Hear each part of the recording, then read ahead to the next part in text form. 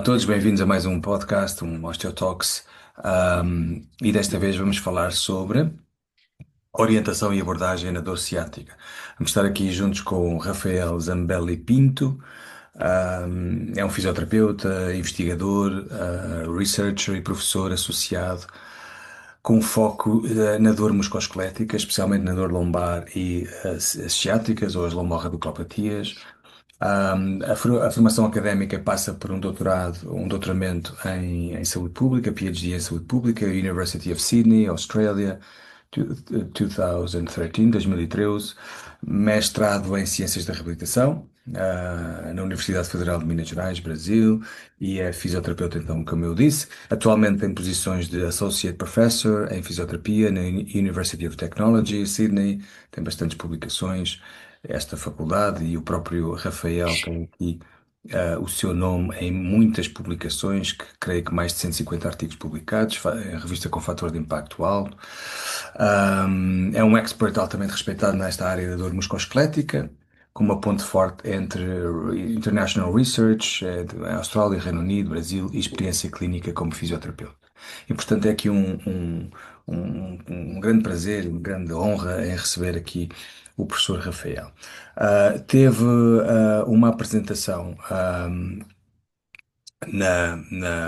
recentemente, em abril, apresentou uma sessão, o tópico Advancing the Management of Sciatic, Where Should We Go Next? Portanto, a orientação e abordagem na dor ciática, onde é que devemos ir no futuro.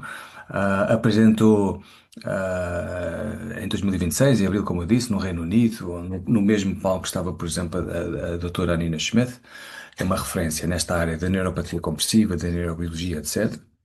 E pronto, e foi a esse respeito que eu convidei aqui o Rafael. Então, para além de agradecer a ter aceitado o convite e agradecer a sua presença, sobre esta apresentação no APS 2026, foi apresentar este tópico, esta sessão, Advancing the Management of Sciatica, Where Should We Go Next? E era por aqui que eu gostava de começar. O que é que foi, ou o que é o principal takeaway, a principal mensagem takeaway sobre esta gestão e orientação na dor ciática, tanto de uma perspectiva, se calhar, farmacológica, que eu sei que a Nina Schmidt também olha para isto, e não farmacológica. Quem não esteve lá e tem, assim, a principal mensagem sobre esta ideia do a gestão e orientação na gestão da dor ciática. Obrigado, Rafael, mais uma vez. Bruno, eu que agradeço, né, o convite de estar aqui hoje falando um pouquinho sobre um tema que eu gosto bastante, que é a dor ciática, a radiculopatia. E, bom, a gente, né, participou desse evento da Australia's Pain Society, é o congresso anual dessa sociedade, em abril, e a gente teve a honra, né, de poder dividir esse tópico especial com a professora Nina Schmidt, e também com a professora Christine Lin, Hum. da Universidade de Sydney, e também o professor associado Giovanni Ferreira, também da Universidade de Sydney. E o tópico a gente abordou várias coisas que a gente vai comentar aqui hoje, né? Principalmente a parte de terminologia, né? A terminologia, a Hum. professora Nina recentemente publicou um um artigo da IASP falando sobre essa questão de classificação, diagnóstico Leg pain, e leg pain referred to, como é que é? Uma é, dor no membro inferior relacionada com a lombar, pronto. coluna. E, Isso. e Em inglês ligar. seria É. spine related leg Leg pain, pain, e yes. aí, Yeah. e aí a dor na perna associada à coluna, né, que a gente tem traduzido para o português. E a partir assim, o interessante é que a gente começou a sessão falando um pouquinho dos tratamentos não dos tratamentos conservadores primeiro. Aí foi a minha parte. Eu falei um pouquinho das evidências tanto do tratamento farmacológico quanto do tratamento não farmacológico. Depois, em seguida, o professor Giovanni falou sobre a parte de cirurgia, né, nessa área. E no final, a professora Anina veio para Porque muitos dos resultados que a gente vai discutir aqui hoje são resultados de estudos que mostram evidência de baixa qualidade, efeito muito pequeno nessa área, e ela, com esse artigo final dela, mais recente, que foi a palestra final, ela veio na tentativa de mostrar uma direção para a área, né, para pesquisadores nessa área, como que a gente deve prosseguir para poder avançar o conhecimento em futuros estudos, né? Então, a ideia do, do tópico especial foi esse, né? Juntar um pouquinho essas evidências do que já fizemos, que nós já sabemos como que está, e depois a gente poder discutir como poder avançar isso, né? A partir de conceitos mais contemporâneos aí, na definição de ciática. É mais ou menos isso.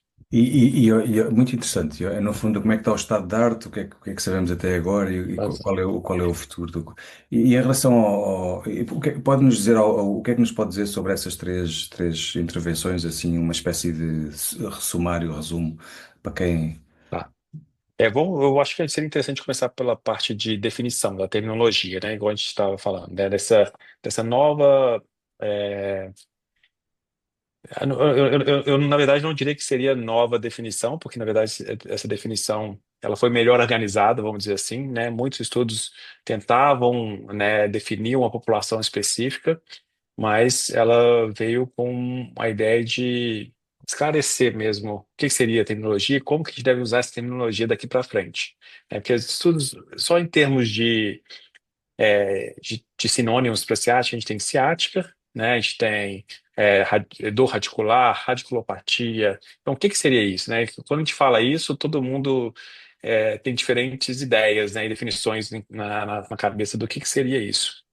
Então, assim, primeiro, né, o que tem sido feito de estudo nessa área usou esses termos de maneira muito confusa, né, cada um usando de um jeito. E a professora Nina veio com uma ideia de trazer o nome guarda-chuva, né, que seria o Spine Related Leg Pain, e abaixo dele com algumas subclassificações. E por que disso, né? Porque principalmente quando a gente fala da dor ciática, da ciática, é o que é popularmente falado pelos pacientes, na verdade, nada mais que uma compressão das raízes nervosas, né, ali na coluna, que irradia para o membro inferior, né? Então, nessa ideia, o primeiro termo utilizado foi ciática, porque a dor ela seguia um padrão né, ao longo do nervo ciático, mas na verdade a compressão não é no nervo ciático, É, nas raízes nervosas que vão dar origem ao nervo ciático. Então, assim, por definição, esse termo está errado, né? A gente não deveria estar usando, é, porque a compressão não acontece no nervo em si. Mas a gente tem que entender também que o paciente, ele usa essa terminologia, né? Então, a gente é, tem várias discussões, será que deve tentar mudar a linguagem do paciente ou não? Independente disso, é importante a gente definir bem a população que a gente quer, porque os estudos vão testar as intervenções, né, baseado no que eles definirem, tá? Então, a primeira, vamos dizer assim, né, abaixo desse termo guarda-chuva de dor na perna associada à coluna, não né, é assim spine tão, não é related assim leg tão pain, fácil. tá traduzindo, né, É, não. seria a dor somática referida, É, tá? Então, a dor somática referida é aquela dor que na verdade não tem origem nos estruturas neurais. Então, a dor pode vir do disco, dos músculos, da face, dos ligamentos, tá? E ela é uma dor que geralmente é uma dor que pode sim ela referir, né, para o membro inferior. Então, vai ser uma dor mais difusa, difícil de localizar, mais profunda ali na perna, que pode estar na parte anterior, na parte lateral, né, na parte posterior da coxa, por exemplo. Ela geralmente, no glúteo, né, na região glútea ali, e ocasionalmente ela pode sim referir à perna, né, e raramente chegando no pé, mas também confunde. Então, essa dor tem uma característica um pouco diferente.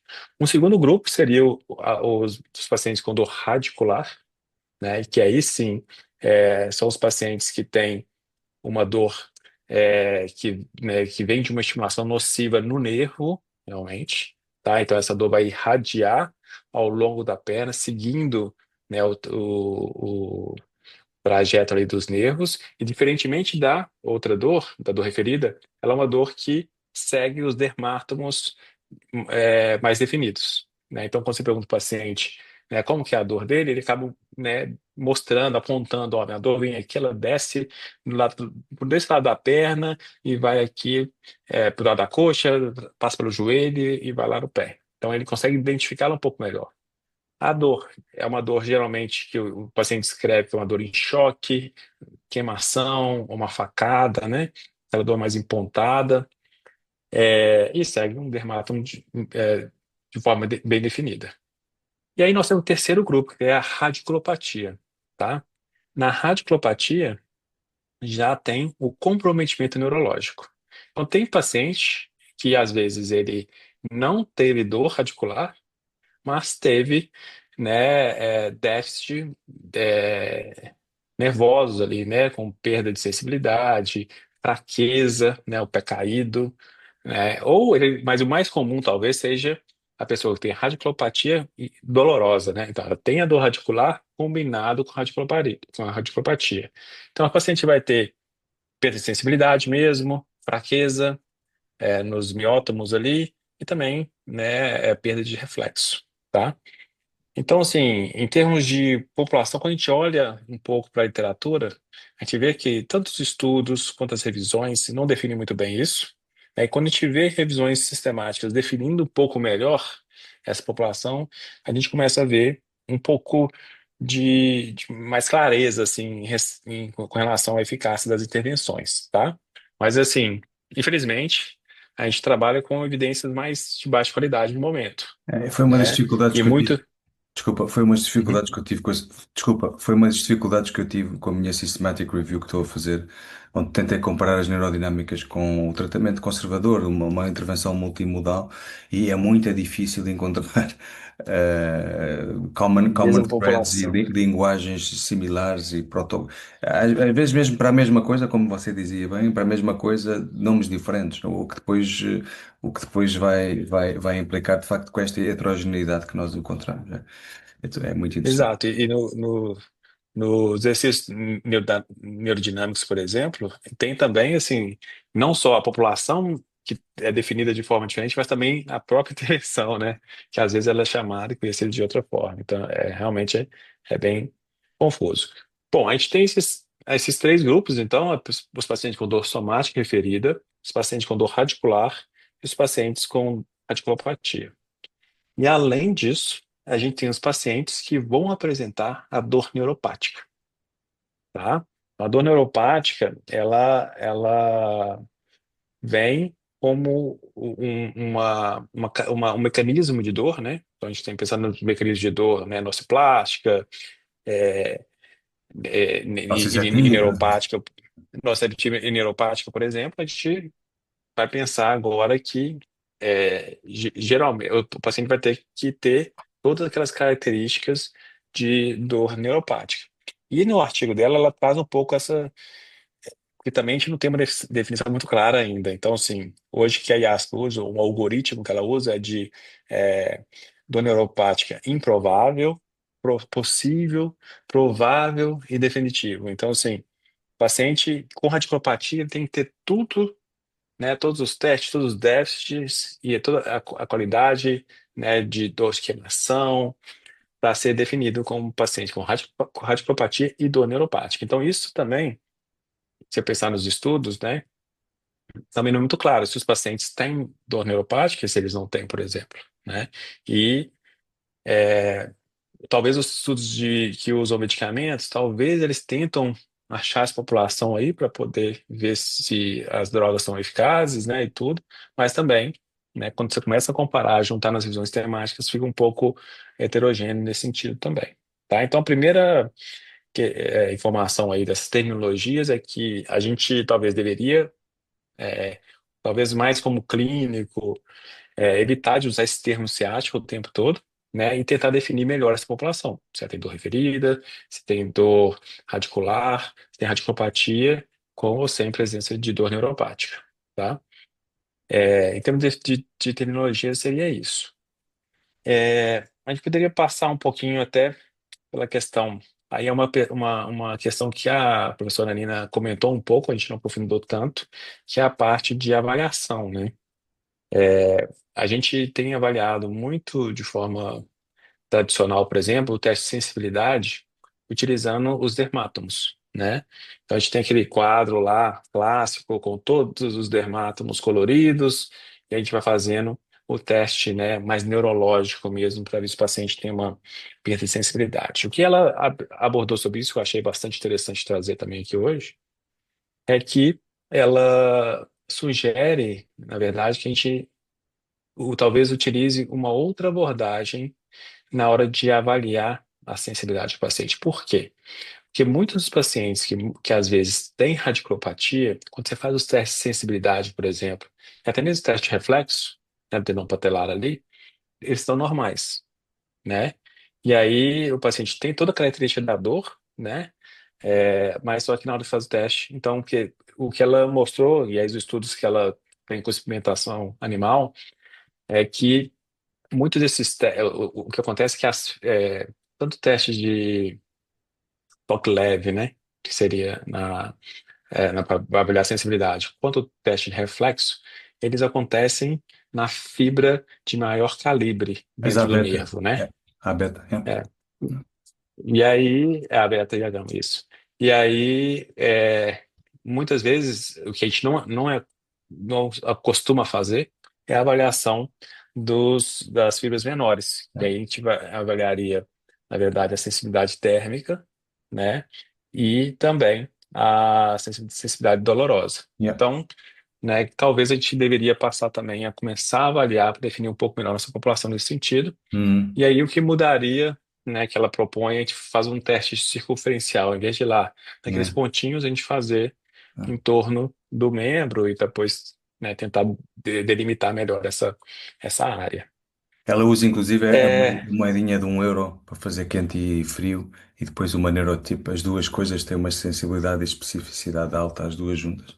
Era uma coisa interessante, foi uma mudança de paradigma, porque há uns anos só se ensinava às abetas as epicríticas, a sensibilidade fina, discriminativa, e achava-se que essas C, as da dor e temperatura, eram sobretudo os diabéticos, não é? A neuropatia diabética era muito esta que isso, tinha esta exato. perda. E depois começou-se a perceber que se calhar estes com fase aguda inflamatória tinham uma perda de integridade do nervo inervóro e das fibras C, tinham inclusive testes neurodinâmicos negativos, podiam ter. Isso. Obrigado. Desculpa de interromper, é só para. Não, não, acho válido, os comentários. E uma outra coisa que a gente abordou um pouco, na verdade, também é a questão dos exames de imagem, né? Porque muitas vezes a gente, né, seguia ali por exame de imagem, principalmente nesses pacientes com, com radiculopatia, né? Às vezes, ou talvez a maioria das vezes, eles podem apresentar uma hernia de disco, por exemplo, que seja concordante com os sintomas, né? Mas os estudos mostram que tem muitos pacientes também que se recuperam, eles ainda continuam, tanto pacientes que são recuperados, quanto os pacientes que não se recuperaram, né, eles apresentam hérnias. Então, assim, como que o paciente melhorou, ele ainda tem a hérnia no exame de imagem dele, né? Então, assim, guiar só pelo exame de imagem e o que era feito mais antigamente, não, você está com hérnia de disco, dependendo do que você está sentindo, eu vou fazer cirurgia. Isso, né, esse uso rotineiro do exame de imagem, ele deve ser desencorajado, né, vamos dizer assim, porque essa concordância com a sintomatologia do paciente não é tão clara, não é tão clara. E também tem aqueles casos, né? Tem os casos que os pacientes que têm todos os sintomas, mas no exame de imagem é negativo, não se acha nada, né? E tem os casos que o paciente que é concordante, né? E isso vai ter algumas implicações para a parte de educação, né? Que é um componente importante dos tratamentos conservadores ali. Bom, Então vamos falar um pouquinho então desses tratamentos, Bruno, que você mencionou, né? É. Eu talvez eu destaque aqui o que a gente tem visto, né? A gente fez um estudo Agora, o Rafael publicado em 2000. já está a falar da sua apresentação, né? Esta intervenção farmacológica e não farmacológica. Isso. Bom. Agora está na minha parte de tratamento. Nessa parte que eu fui abordar, eu fiz uma revisão, né? Mas, na verdade, eu fiz uma busca por revisões na área, né? Para mostrar o estado da arte mesmo dos tratamentos é, conservadores, tá? E dentro dos tratamentos conservadores, eu fui guiado por uma overview de guidelines que a gente publicou em 2021. Nessa overview de guidelines, a gente viu que, de maneira bem consistente, os guidelines publicados em diferentes países têm recomendado a prescrição de educação e exercício para pacientes com dor na perna associada à coluna, tá? E, por exemplo, eles têm, né, de maneira consistente também falado que a gente não deve, né, prescrever eletroterapia, por exemplo, não tem evidência que dê suporte para isso, dispositivos, né, como órteses, é, né, cintas, então isso também não tem evidência. E uma coisa que ficou um pouco inconsistente entre os guidelines, por exemplo, uns falando que você deve usar, outros não, era a terapia manual, tá? E a gente vai entrar um pouquinho nisso. É, também, talvez seja também uma área que os osteopatas tenham interesse nessa área também. Bom, com relação à educação, a maioria dos estudos, tá, as revisões temáticas que, que investigaram o efeito de, por exemplo, materiais educativos em pacientes com ciática, eles também incluíam no estudo pacientes com dor lombar, tá? Então, Hum, dor lombar e ciática junto. uau. Então, as informações, né, que para esses pacientes eram informações mais gerais, que também serviam para os pacientes com dor lombar, e, e mostrou, e também assim, faz sentido, porque se for pensar também que esses materiais educativos são disponíveis na atenção primária, né? Então, muitas pessoas vão pegar ali, vão ler, então os estudos são mais abrangentes mesmo. Eles não focam muito especificamente numa população só, não. Os estudos mostram que o efeito nos pacientes com dor ciática dessa educação, e a educação é uma educação que seria uma educação que para evitar repouso, né, para o paciente continuar, né, retornar para as atividades do seu dia a dia de maneira gradativa e assim que possível, evitar ficar repouso o dia inteiro, é, evitar ficar inativo e, né, estimular mais o paciente a ficar mais ativo. Explicando também um pouquinho da questão do prognóstico, né, que o paciente com dor aguda, eles tendem a melhorar mais rápido, uma parcela vai ficar com dor mais crônica, né, e para dar esse reassurance aí, né, para os pacientes, calma, que as coisas devem melhorar daqui 4 semanas, 6 semanas, e você não precisa de exame de imagem, né, então é uma educação nesse sentido mais, tá? E esses materiais, eles são geralmente entregues, né, para os pacientes através de booklets, por exemplo, através de apps e também de sites. Tá? É dessas formas que os estudos têm fornecido essa informação para os pacientes. Então, fala um pouquinho de self-management, né, de autogerenciamento da dor também, importância de se manter ativo, como que lidar com as crises agudas, né, o manejo da dor ali. Então, são essas informações. Aí um ponto de interrogação que eu deixei, né, assim, para a gente poder discutir, foi que muitas vezes os pacientes com dor ciática eles são um pouco diferentes dos pacientes com dor lombar, não específico, por exemplo. Por quê? Porque os pacientes, quando ele tem o sintoma, ele tem o formigamento, né, ele tem a hipersensibilidade ou a dormência ali na perna, isso preocupa, né, e eles querem saber a origem dos sintomas, né, por que que isso acontece comigo? Então, talvez a informação para os pacientes com dor, com radiculopatia, né? essa dor na perna associada à coluna, ela tem que ser um pouco mais específica para os sintomas deles, né? Assim, ó, é possível que você talvez tenha uma compressão realmente, né? E aí, por isso que você está sentindo esses, esses sintomas de dormência, formigamento. Mas também a gente tem, por outro lado, aqueles pacientes que têm uma crença muito forte, assim, ah, eu estou com formigamento, eu tenho que fazer exame de imagem, né? Eu tenho que fazer o exame de imagem, ou ressonância, ou, né, para eu ver lá se eu estou com uma hernia de disco ou se eu não tenho. E isso faz sentido, muitas vezes, para aquele paciente que está com hernia de disco e está com sintoma. Então, imagina, ele está com sintoma, chega lá, faz o exame de imagem e aí encontra a hérnia. Então, isso dá até um alívio e uma validação para o paciente. Porque, pô, então meu sintoma tem uma causa, né? Está vindo dali, realmente. É, e a gente sabe que a regressão, existe a possibilidade de regressão das hérnias e tudo. Então, a gente poderia educar o paciente, né, para deixar ele um pouco mais tranquilo ali nesse momento. Por outro lado, nós temos o paciente que os sintomas não são concordantes com a imagem. Hum, E aí, para esse paciente é meio frustrante, que ele vai pensar, pô, por que essa minha dor não conseguiu ser explicada pelo exame de imagem? Ele tem mais dificuldade de entender o que aquilo está acontecendo com ele, né? E a gente também, né, teria que desenvolver outras estratégias. Então, assim, eu deixei essa pergunta um pouco no ar para a gente poder pensar que talvez a gente tenha que testar novos modelos de educação ou materiais para os pacientes com dor ciática, porque eles têm uma necessidade um pouco diferente dos pacientes com dor lombar, tá?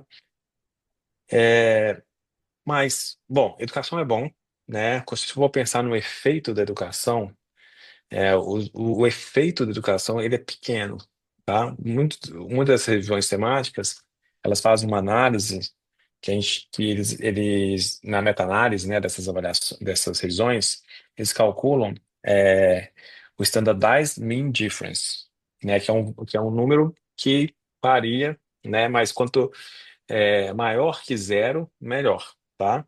Então, geralmente, nesses estudos, os efeitos são em torno de 0,2, 0,3 SMD, né? O Standardized Mean Difference, que é um efeito pequeno. A gente espera que seja a gente, assim, clinicamente importante para o paciente se fosse um efeito maior que isso, tá? Mas estudos mostram que tem efeito, mas o efeito é pequeno. Quando a gente compara ensaios clínicos que investigam a educação comparado com o exercício, aí as coisas mudam um pouco, porque as evidências favorecem os exercícios, tá? Então, educação é bom, melhor do que nada, melhor nada. do que não ser educado, Não. feito pequeno. Mas se você comparar, né, head to head, né, um contra o outro, aí você vê que o exercício é melhor, tá? Mas também nós estamos falando assim de não muitos estudos, né? Tá? Em torno de 5 a 6 estudos, ensaios clínicos, que compararam exercício com, exercício com educação. E aí o efeito fica um efeito de. E aí eu vou mudar um pouquinho a escala aqui, tá? Numa escala de 0 a 100 de dor, tá? A diferença entre as médias dos grupos, né, fica em torno de 11 pontos numa escala de 0 a 100. 11 pontos seria o quê, né? 11% de diferença, se você pensar no intervalo de confiança, né? Naquela margem de erro ali, ela fica bem, né? Vai de 0,7 a 22 pontos. Então, assim, é um efeito, 10% é efeito pequeno, Oh, né? yeah. Mas é melhor do que. Hum. Mas lembra que nós estamos comparando com uma intervenção que já fornece um efeito pequeno já, Exato, então exato. você está meio que somando ali, né? E aí, a professora Nina, ela apresentou, é, na verdade, eu apresentei, né, uma das revisões que ela fez, que foi publicada na European Spine Journal em 2023, que ela avaliou o título, né, How Effective are Physiotherapy Interventions in Treating People with Sciatica? Esse SMART Review e Meta-análises. Nessa revisão dela, ela juntou todas as intervenções de fisioterapia, mas na verdade, assim, tinha de todos os tipos. tá? Tinha terapia manual, mobilização neural e tudo. E, Tinha e uma, ela, ela, desculpa, tinha uma coisa que eu adorei, que é ainda para eu criar mais confusão ainda. Tendon glide. Que é tipo isto, flossing, que é a mesma coisa que dizer que é uma técnica neurodinâmica, se quisermos, ou mobilização neural. Então ainda há uma, é tá. mais uma como se a coisa não fosse complicada, vamos introduzir uns tendon glides. Sorry, desculpa. Mudar a técnica, né? E chamar diferente. É, então, o diferencial dessa revisão da professora Nina foi que, em vez de ela juntar todos os estudos, ela falou assim: não, eu vou só incluir estudos que definiu bem a população. E a população tinha que ter radiculopatia. Quando ela fez isso, sobrou poucos estudos, né? Muito poucos estudos. Mas quando comparou exercício com intervenção mínima, que seria só uma educação, né? Sem nenhum tratamento, o exercício foi melhor, né? Hum, Então, o efeito na redução da dor ali foi de 0,4, Standardized Mean Difference. Foi um pouco maior, mas, de novo, né? Quando a gente fala em exercício, e aí a gente entra, é como se fosse abrir é. uma lata de, uma can Hum, of worms, né, que a gente fala, porque você começa a pensar em vários tipos de exercício, tá? Então tem gente que testou, por exemplo, o método Mackenzie, né? Muitos estudos com Mackenzie, tem estudos com exercícios neurodinâmicos. Então, são dois exercícios. Um é para exercício de mobilização do nervo, o outro né, a maioria dos pacientes vão receber exercício de extensão da coluna, por exemplo. Tem estudo que utilizou exercícios funcionais, né? Então, agachamento, subir e descer a escada, né? Se manter ativo ali. E tem estudos que testaram exercícios do core, né? Exercício de controle motor, por exemplo. Então, assim, você olha para essa literatura e fala assim, bom, isso está mostrando para a gente que exercício, né, mexer, movimentar, né, é melhor do que você só orientar o paciente, mas o efeito não é tão grande assim ainda, mas também porque você está juntando exercícios muito diferentes, né? Será que a gente... E aí tem estudo também que associa terapia manual, por exemplo, também, e aí se você acaba introduzindo heterogeneidade ali, fica difícil também de separar e saber qual tipo de exercício é melhor, tá? Então essa é a questão. Educação é melhor do que nada. Exercício ele fornece um efeito pequeno, tá? Que às vezes é maior do que aquele que a educação providenciou, né? Forneceu, porque mas no mundo ideal também que acabaria juntando tanto a educação com a, o exercício, né? E então isso é o que os guidelines recomendam, e isso é o que a gente tem como profissionais da área de saúde aí, a gente tem que recomendar para os nossos pacientes. Um ponto de dúvida, né, que ficou entre os guidelines foi a questão da terapia manual, tá? E aí, quando a gente olha, por exemplo, no guideline dinamarquês, tá? O Danish, a gente vê o seguinte, que há uma recomendação de considerar, né, oferecer a terapia manual para os pacientes com dor aguda, tá? Então, assim, paciente com radiculopatia e dor aguda, como um adjuvante, né? Como um complemento ao tratamento usual. Então, além da educação e do exercício, o guideline recomenda você associar a terapia manual para os casos agudos, tá? E aí, quando a gente olha para a evidência disso, tem três estudos, tá? E os três estudos acabam encontrando um efeito em torno aí de 10% também, tá? Então, quando você junta todos eles, né? Então, é, o Gagarin recomendou, mas não todos recomendaram. hum, E aí, mais recentemente, né? E aí, um estudo que não foi capturado por esses guidelines, os guidelines foram publicados ali esse estudo que a gente fez foi em 2021. Então foi ali até 2020. E aí quando foi em 2021 mesmo, saiu um estudo americano que comparou em pacientes com dor lombar aguda, tá? Que comparou um pacote de intervenção que continha uma educação, é o Backbook, tá? Do Mackenzie ali, é, 4 semanas de intervenção, tá? Incluindo o Mackenzie com a terapia manual, tá? Aí nós estamos falando de manipulação e de mobilização, comparado só com a sessão educativa do Backbook. Tá? Então seria educação mais Mackenzie, mais terapia manual, mobilização e manipulação, comparado só com educação. Esse estudo foi conduzido pela Judy Fritz, lá nos Estados Unidos, e eles recrutaram em torno de 220 adultos, né, com dor lombar, com radiculopatia aguda, tá? E o diagnóstico foi bem específico. Então, os pacientes tinham que ter exame de imagem, concordante com a compressão, né? Então, tudo certinho ali. Esse estudo, o desfecho principal desse estudo foi a incapacidade, né? Mensurada pelo OSTRI. E o efeito dele foi, houve uma redução, né? Após 4 semanas de intervenção, houve uma redução da incapacidade no grupo que recebeu o exercício e terapia manual. Essa diferença aí foi de quase 10% também, tá? E esse efeito, ele se manteve, ele foi diminuindo, na verdade, ele se manteve estatisticamente, mas foi diminuindo para 5 pontos, numa escala de 0 a 100. Ela era, a diferença foi de 8 pontos, depois caiu para 5, depois caiu para 4, tá? Mas ficou significativo em todos os tempos.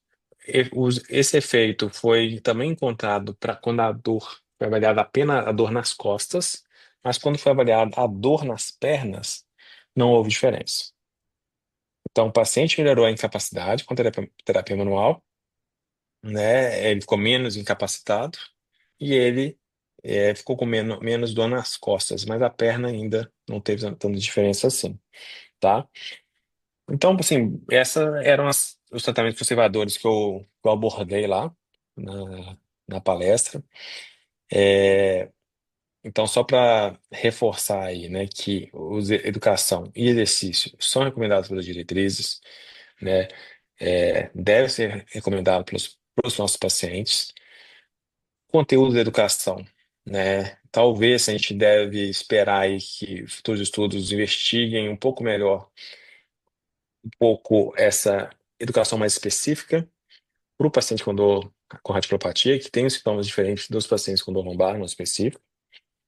O exercício prescrito, ele varia muito na literatura, então a gente não consegue no momento ainda falar assim, esse é o exercício que tem que fazer, que os estudos investigam diferentes tipos de exercícios, mas parece que fazer exercício, se manter ativo, é melhor do que não fazer, tá? É, E a terapia manual, ela ela deve ser utilizada, ela pode ser utilizada, na verdade, né, como um complemento aí, uma terapia adjuvante complementar nos pacientes com radiculopatia, tá? Então, a mensagem do tratamento não farmacológico ficaria mais assim. E depois a gente discutiu um pouco os tratamentos farmacológicos, que é uma outra área aí que desde o meu doutorado aí eu venho trabalhando bastante. A gente publicou uma revisão sistemática em 2012 sobre os tratamentos farmacológicos para dor ciática, aqueles tratamentos farmacológicos que são administrados na atenção primária, então medicamento intramuscular, né, oral e intravenoso. E a gente recentemente, eu tenho um aluno de doutorado, né, que o Jackson, que ele está atualizando essa revisão, tá? E aí eu mostrei lá foi os resultados relacionados com essa revisão, os resultados preliminares, né? Então, assim, a gente não está publicado ainda, mas a gente pode comentar um pouco dos resultados. É, a gente fez algumas análises diferentes que eu tinha feito lá em 2012, né? Mas o que a gente tem visto é que os efeitos dos medicamentos, eles são efeitos também bem parecidos com o tamanho de efeito visto com a educação e o exercício, tá?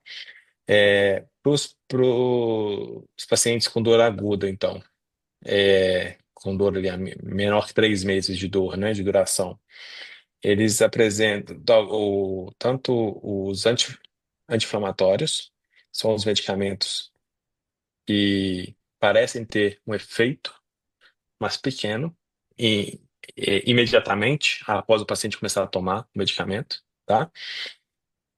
Então, tem os anti-inflamatórios e os corticoides sistêmicos, tá?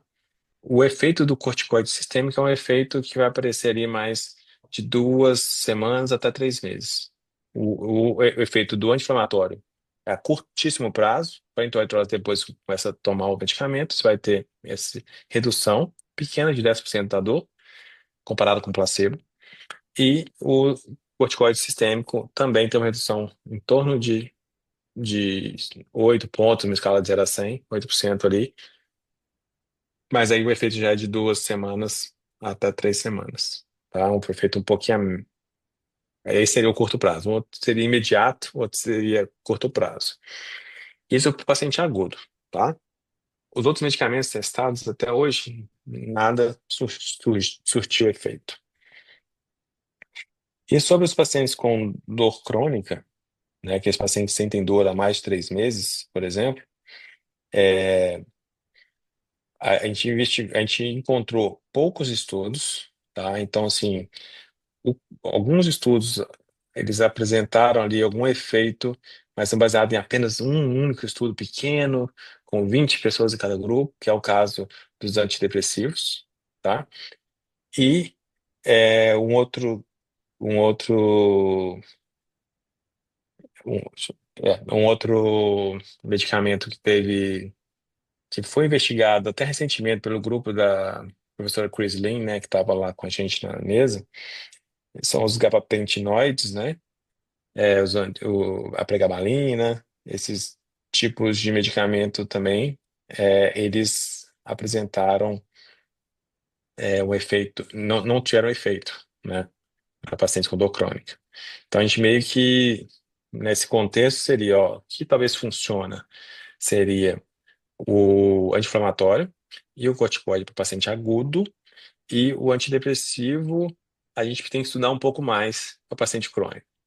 Então, baseado nesses dois estudos aí, nessa evidência farmacológica, o grupo aqui da Austrália, né, lá da Universidade de Sydney, eles estão conduzindo 2 ensaios clínicos no momento, os dois estão em andamento. Eles estão investigando o efeito do antidepressivo por pacientes crônicos, então vai ser um estudo definitivo aí na área para saber se funciona ou não funciona o antidepressivo para pacientes com dor ciática crônica. E um outro estudo com corticoide sistêmico, para agudo. Então, eles estão recrutando duas populações, estão testando se isso que os guidelines estão recomendando ali tá realmente como se isso traduz, né, nos pacientes ali. Então, a gente vai aguardar, os dois estudos estão em fases finais de recrutamento, e são estudos aí com mais de 400 pessoas, então, assim, é um estudo bem importante para a área que vai nos permitir tirar algumas conclusões mais definitivas.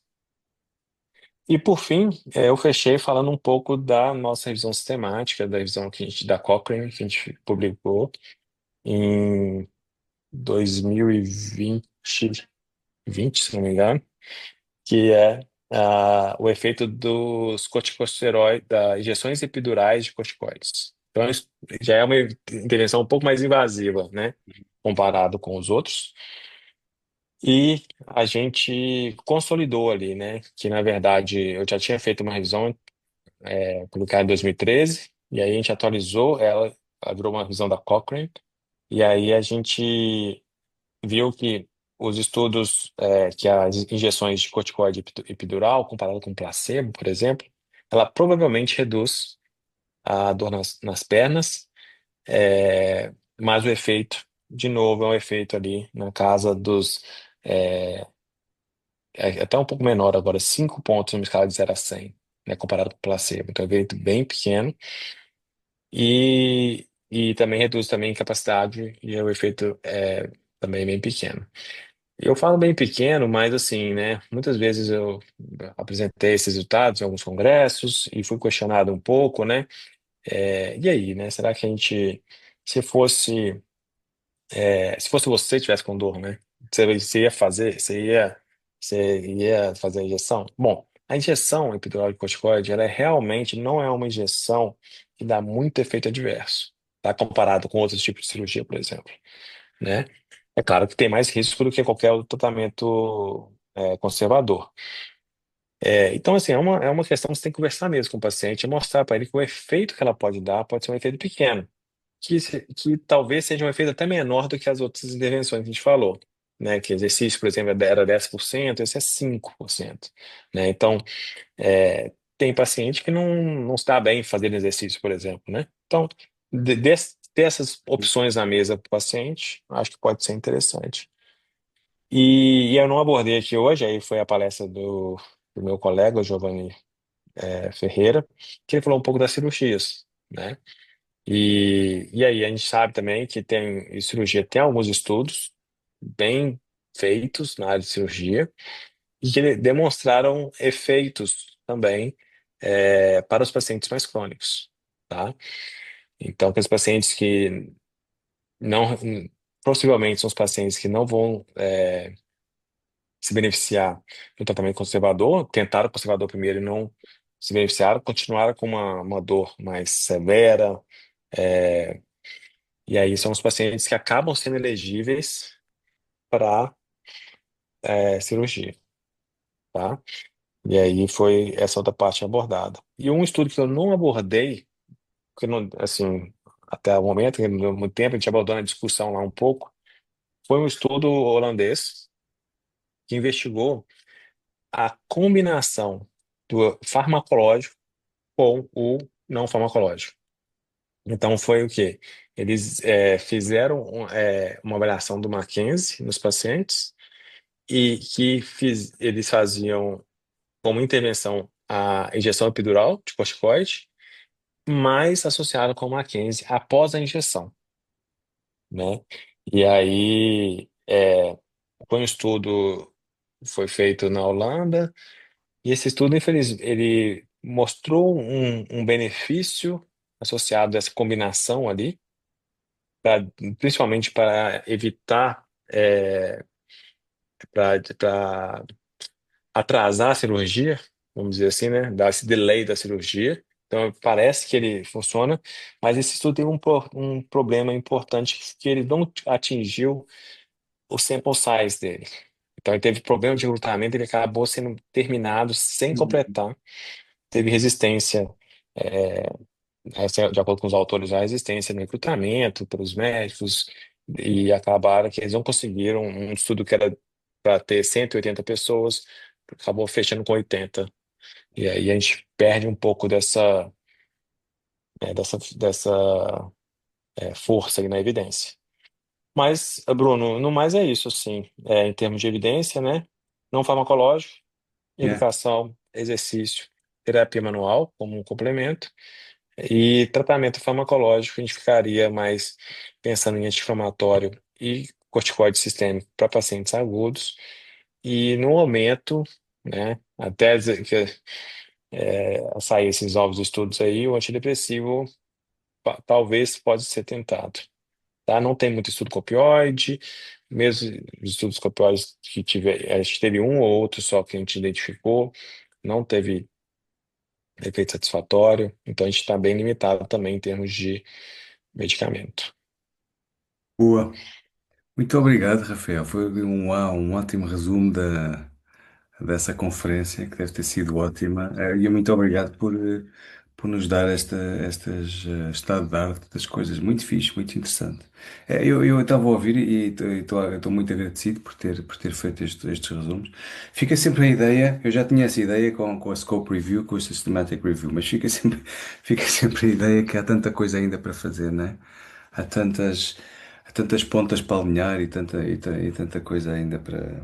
Mesmo na intervenção com o exercício, será que é só pelo movimento ou há exercícios específicos? Exato. Estamos a falar de radiculopatia, mas é uma radiculopatia com perda de integridade nervosa, com lesão mesmo, ou estamos a falar da dor radicular ou uma radiculalgia, estamos a falar de um paciente com ganho de função ou perda de função, os tais sinais positivos ou negativos, quer dizer, o exercício não é igual para todos, não estimula o sistema nervoso para todos. Quando chegamos àquela fase já de crónica, a coisa complica-se muito mais porque a expectativa, o toque, a comunicação interfere muito. Há muita coisa para fazer, o que é interessante, porque não parece que não é um trabalho que nunca acaba. Muito fixe. É, Ah, o que a gente até discutiu assim em off, né, depois, assim, hum, que eu ouvi um pouquinho a professora Nina também, e assim, é o que a gente o que os estudos experimentais, né, animais mostram que talvez o movimento realmente, né, ele de mobilização do nervo, né, independente se você está mobilizando o nervo especificamente ou fazendo exercício e mobilizando ele, isso melhora a questão do fluxo ali, né? Nos nervos e nos neurônios, e aí diminui essa questão o dos, edema. dos, do edema, dos processos, marcadores inflamatórios que tem, e isso também pode ajudar. Então, realmente, a gente não tem o melhor exercício ainda, mas talvez seja mais essa ideia mesmo de movimento. Há uns estudos que comparam até a neurodinâmica com a natação, com o swimming e com a. é- é- Isso, há uma coisa interessante que é a ponte entre a clínica e a ciência também é importante, porque às vezes nós na clínica vemos tanto o benefício da neurodinâmica, por exemplo, é pacientes com fase aguda e subaguda. E a evidência mostra que há alguma, eventualmente, em termos teóricos, o movimento do fluxo axoplasmático, a redução do edema intraneural, e há alguns estudos que mostram isso. Mas depois lá está. É para quem? Para toda a gente, na fase aguda, subaguda, mas qual é a estratificação destes grupos? E ela fala muito nisto. Eu achei muito interessante a ideia dos sinais positivos e negativos no paciente com ganho de função e perda de função. E nesta ideia destes pacientes muito agudos, têm muitas vezes os sinais e sintomas extradermátomo.